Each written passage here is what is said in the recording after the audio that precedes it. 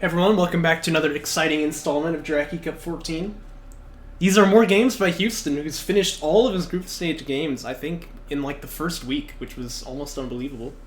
Gonna be against Darth Soban here, who, you know, he's playing Soban, so I mean, he's definitely living up to the name. And if you play Homeworld Mobile, you'll know this guy. He's big in that community, done a lot of the data mining for them. I think he admins the Homeworld Facebook group as well. But this is like the 4th game of DOK he's ever played, apparently. So, you know, good luck. But Houston definitely going to be the favorite here. We'll see what he can do, though. Perhaps he can show us some moves. Got the OG Soban colors as well. You'll love to see it. You'll love to see it. Well, check out our info.txt here. Houston picks against Vajir. What the heck? Yeah, this is the wrong info.txt. Worthless. Well, we can extrapolate the data.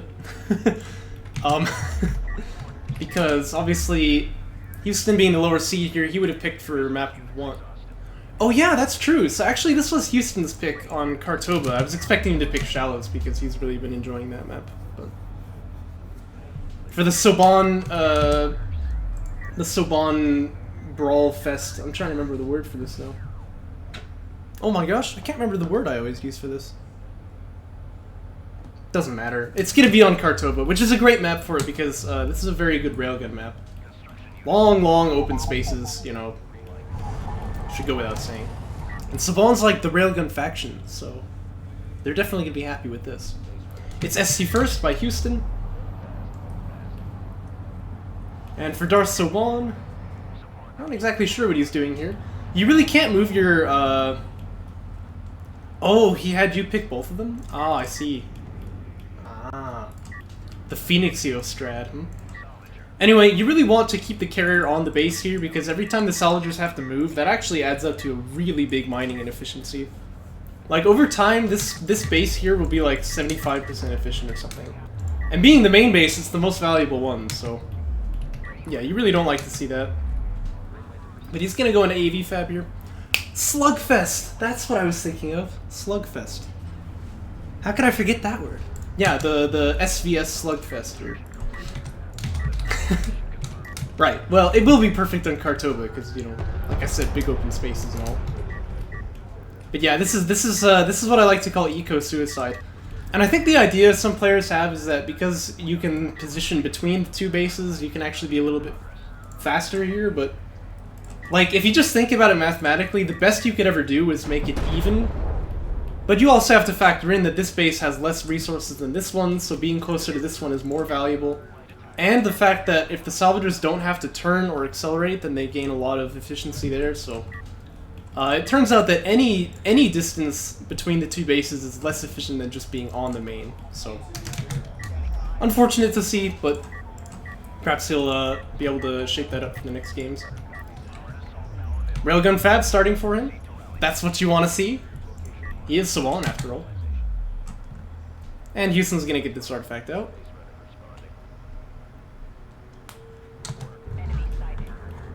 He doesn't actually have a probe out, by the way, so he's definitely kind of playing by faith here that his opponent is not going to be rushing him, but he gets away with it. Yeah, the halfway thing. It's unfortunate. Just turns out to be like a lot less money in general.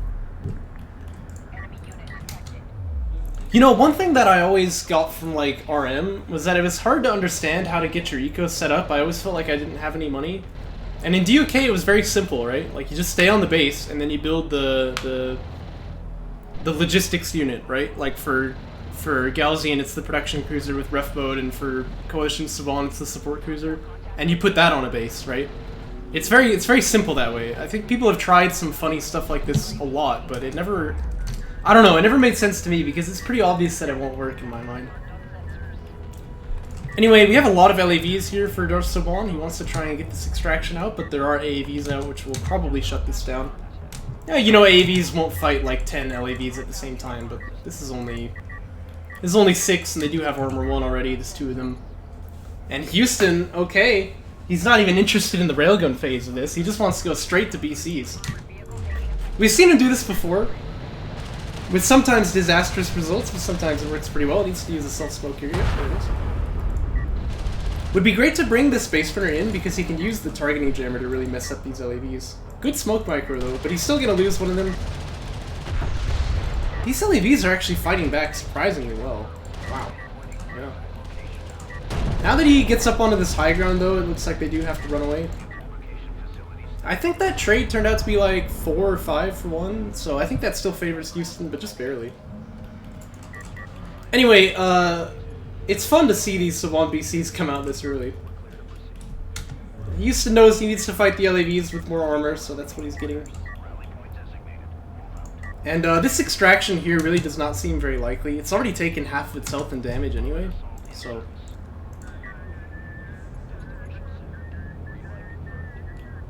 Right now it's LAV armor teching, which is nice for their survivability, but it doesn't really do much for the DPS. And when your opponent is teching armor, I think it's really the damage that you need.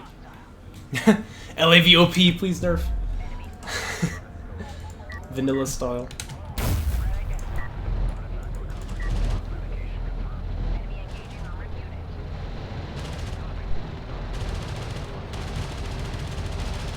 Yeah, but these are going to be some dead LAVs here. And then we probably can expect to see this this Base Runner fall as well.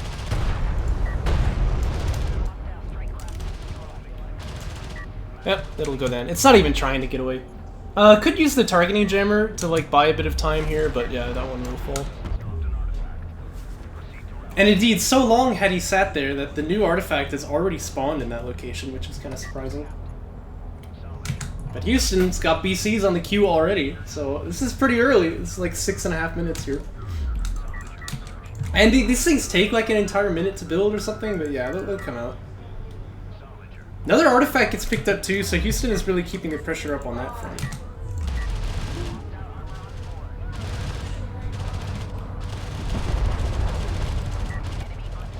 These are actually armored 0 AAVs here, so they're really not going to fight very well.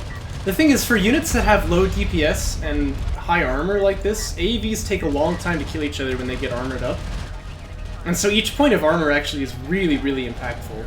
Houston's still gonna feel he needs to smoke to get out of here. Honestly, I don't think he does. He could have just like stayed and fought that out, I think, but he's gonna choose to back away. And I think Houston, no, he doesn't have armor 3 just yet, but he could get it. I think that would be a good tech. You can see right now though, he does have that BC almost done, so. Oh, you mean the artifact? No, he did. It's just he sat there so long that another one spawned in its place. It's kind of funny. The Base Runner corpse is the artifact in this case. It's twitching. Do you see that? The wheels are like trying to turn. Curious. I think that when the Base Runner dies, the wheels like pop off of it in some kind of dramatic display. But because it wasn't moving, it just kind of is like sitting here. I don't know. Anyway, that's its own thing. BC is out for Houston. And these things are a little bit terrifying. That's where your frame rate goes, huh? Is in rendering all of these like pieces moving very slightly. Actually, that is one of the settings you can turn down in the game. I think it makes a big difference. It's curious though, DOK is a game that really taxes the CPU of all things. Oh, Darth Soban's getting BC fab, he knows. He knows, man. He's got a support cruiser out too, but this really needs to be back here on the main base. But unfortunately, he's going to be too late, I think. But he does have the tech finished, so... Yeah, I would probably have the money for it though if he had his 2-base set up. You really need to keep that SC back home. But this battle cruiser for Houston is definitely the kingmaker on the field right now. And it's going to make itself known, hitting this LAV here.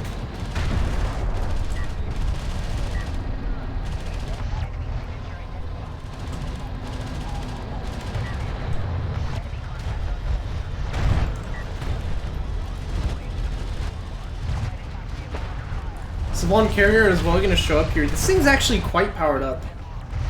I prefer the power in the weapons here for Houston because I think he can just do a lot of damage, but But you're right, it is just total eco-suicide. Darth Soban's gonna ride out to try and meet him out in the field, but you can't take this fight, so... He's gonna try, though. No one ever accused this guy of being a wimp. My roommates are screaming in the background. Well, try and imagine that it's like the carrier crew screaming as they're like dying here. It's fitting, you know, it's fitting. This carrier actually taking like the armor break here. He's doing like he's taking some serious damage from the AAVs. And it's actually true, the ALMs are doing some damage too, but mostly I think it comes from the carrier and the BC. And that will be Darth Soban falling for game 1. Look at that, shameful. The BC gets the kill credit, and it still doesn't even rank up to officer. Terrible. Terrible. Well, we'll jump into game 2. I think for like the first game that you've ever played in competitive, that's not so bad. But definitely some things to clean up. Like you definitely don't want to be moving off the main base with the carrier. That's like a really textbook mistake. Oh, this isn't Shallows at all. This is Galzian territories. But yeah, always keep the carrier on the main base until you have a support cruiser on it. And one of the big things in DOK is like the timings for moving up to 2 base without being killed by a rush, of course. But you know, money breeds money. That's the thing. So you really want to be playing it that way. This is Galzian territories, though. This is a much more aggressive map. We're gonna have the same factions. It's Soban versus Soban. Oh, you did? No, I didn't see anything. I've always thought that the Soban BC ought to be locked behind Railgun Fab instead of AAV Fab, but... Because, you know, I mean, look at it.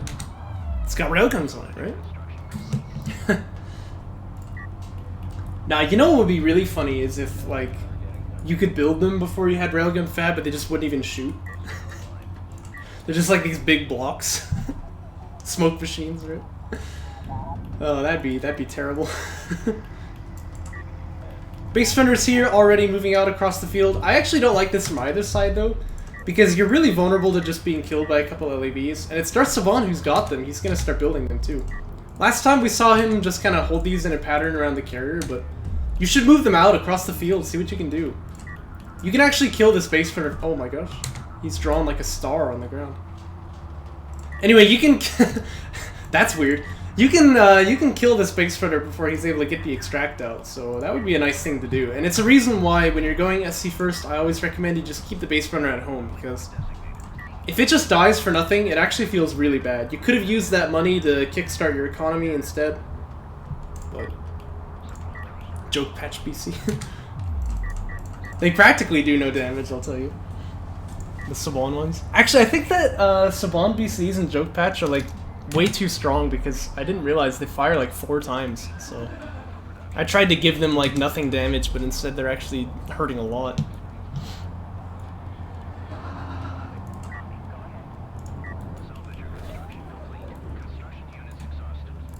Yeah, but these wait, what, really? Oh no. These LAVs are just kind of guarding the base runner here, which doesn't really give you too much value. It's better to like get some vision on the map, right? Fan them out, find out where things are, and then when you find something like this base runner, yeah, you can just kill it. So always good to use the units that you build, I guess is my point here. AV Fab starts for Houston. Darth Soban's gonna grab an artifact too. This one he will be able to extract if he wants to, but last time he just kind of sat there. So I'm hoping to see him move. Yeah, he will. Good. But again, you've invested in early game defense here, so even if your opponent has 2, it's an even fight. I would take this to the extraction zone. I think it's too passive to bring him back home. Because, you know, Houston's getting gains here, right? He's already on 2 base. He's going to be building up. You need to get something done with the investment that you put in. Otherwise, it just would have been better to go for economy.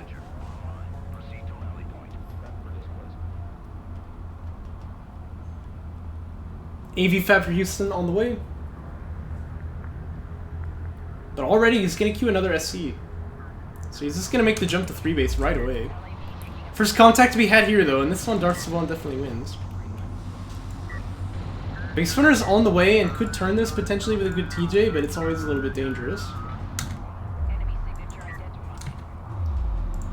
Oh, but you don't want to bunch up like this. Yeah, he gets hit by a really nice TJ. LAVs are not in position to capitalize, though, really.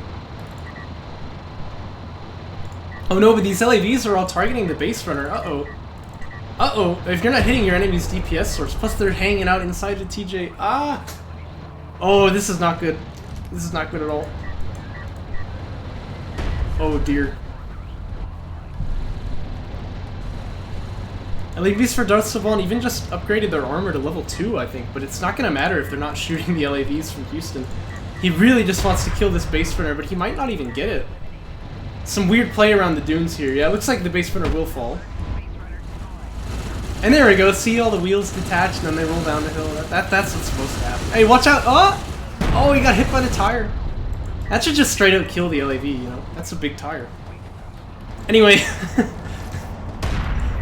That's the story of how 3 LAVs for Houston managed to kill 6 fully upgraded LAVs for Darth Soban. Well, they didn't have damage ups, but still. That's a bit unfortunate, to say the least. And BC Fab on the queue again for Houston. He's not interested in waiting. This is a man who knows what he wants and knows how to get it. And Darth Soban has, you know, not moved his carrier away, so that's good, but he's still on 1 base. So he's never gonna have the... Never gonna have the economy to match what Houston is building here.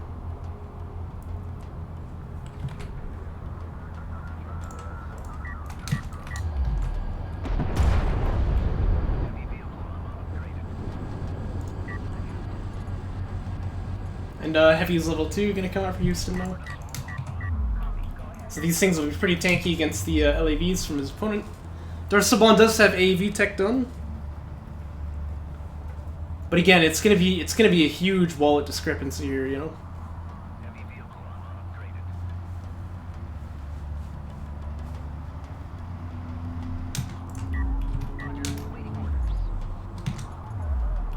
Armor wins games. I tell you what. Even another SC, so that's gonna enable Houston's carrier to move out across the board here. That might be a bit of a bait, though, to like go into mobility and stuff like that. I honestly don't think he needs it. Like, it's better to just power the army at this stage of the game. Maybe even get Armor 3 set up and make more AAVs, but...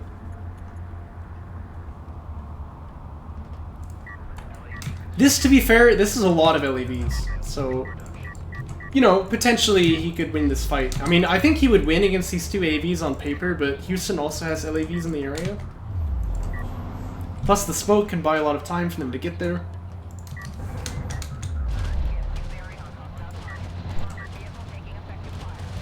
So let's see what happens. The CAVs do have a little bit of AoE, which causes the suppression to spread here. Smoke himself. He's not going to get that time in there.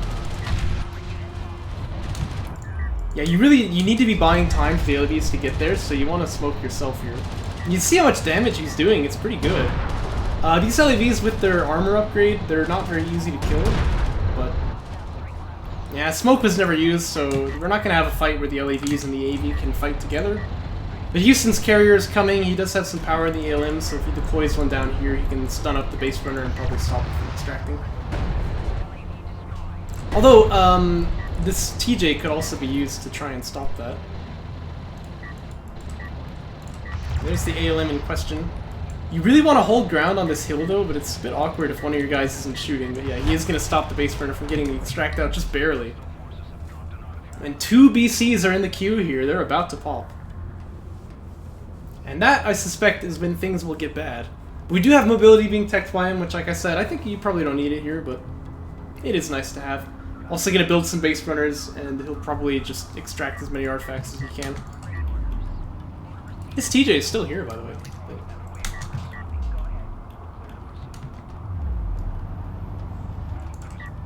Here they come. Party bus mode. Don't know how they fit these things in there, you know, but... but there it is. Isn't it in Joke Patch, like, when you get power... Power 5 and Power 6, which used to be called Power 6 and 7 in vanilla. I think you, I think when you get those, you get like an extra production line or something. So you could have like 5 BCs pop out of the carrier at the same time. Yeah, that would be interesting to see how they're managing that in there. But if I were Houston, I would actually build 2 base runners here and try and yoink all the artifacts. Because that's kind of what you want to, that's how you want to play these things when you bring the carrier out to the open. You're going to gain a lot of positioning, a lot of tempo, so you want to just extract out as much as you can in the meantime. Frankly, in this game, it doesn't matter too much, because this is just going to be the game over here when these BCs get all these kills. But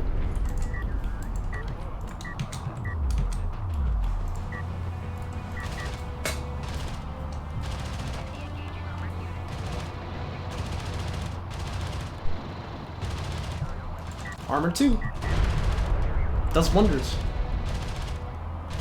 And actually Railgun Fab teching for Houston as well.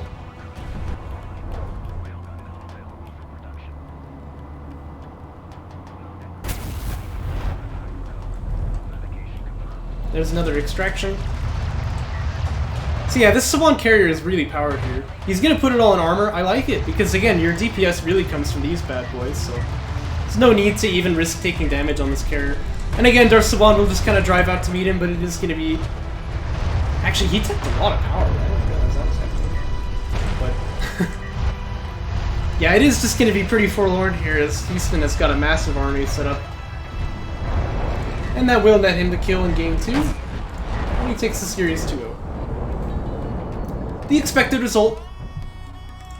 But yeah, I mean, for your first games ever in multiplayer, that's not something to be ashamed of, I don't think, for Darth Soban. Definitely knows what to work on, and perhaps he'll have some better luck against Majir. We'll catch you guys in the next one.